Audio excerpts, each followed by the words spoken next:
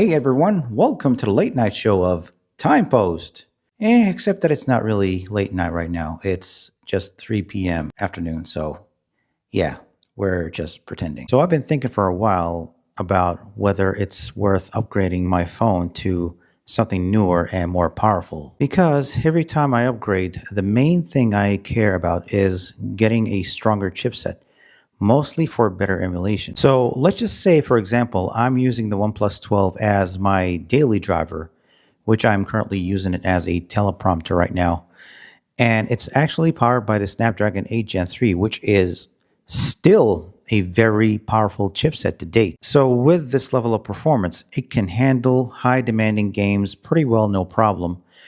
But when it comes to pushing emulation to the max at full speed, especially with heavier games, it sometimes struggles and falls short. For example, when using the Dolphin emulator for GameCube games, I always test out my phone's peak performance with more demanding titles like Star Wars Rogue Squadron 2, for example. And while the game is playable on this phone, it doesn't always run at full speed with some occasional stutters and hiccups. And since I'm kind of an emulation nerd, I want a device that can run emulation at full speed without issues. So I thought about upgrading to newer phones like the OnePlus 13 or even to the latest OnePlus 15.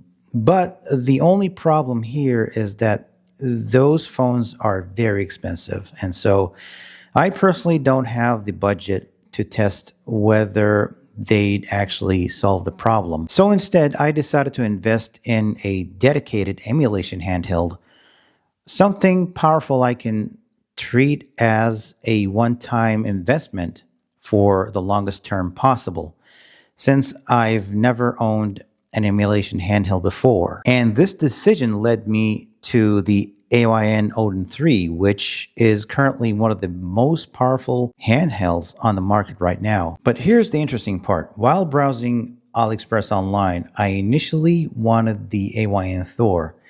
And surprisingly, I accidentally found a crazy deal on the base model that was even cheaper than the Retroid Pocket 6. And so I even found out that who made these stunning discount offers was actually AYN themselves. But unfortunately, by the time I gathered the money for it, it was already sold out. And so that pushed me back to the Odin 3, where I found a really good discount for it.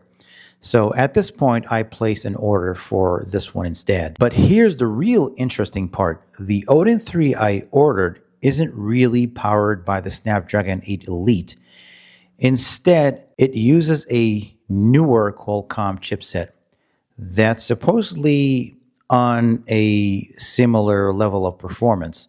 And so, yeah, they're both adequately the same. As you can see here, and according to AYN themselves, it's powered by the Dragonwing Q8, which is basically the Snapdragon 8 Elite. I actually wanted to keep the exact chipset as a surprise for now, but I just decided to let you know what it is anyway. But once the device arrives at my doorstep, I'll run emulation tests and see how powerful it really is, and then give you my honest review in a near future video. However, and at the time of recording this video, my package unfortunately hasn't been shipped yet, and so there might be a 50% chance that my order will be canceled, and at this point, I'll be receiving my refund. But in case if I received it, stay tuned because I'll reveal everything soon.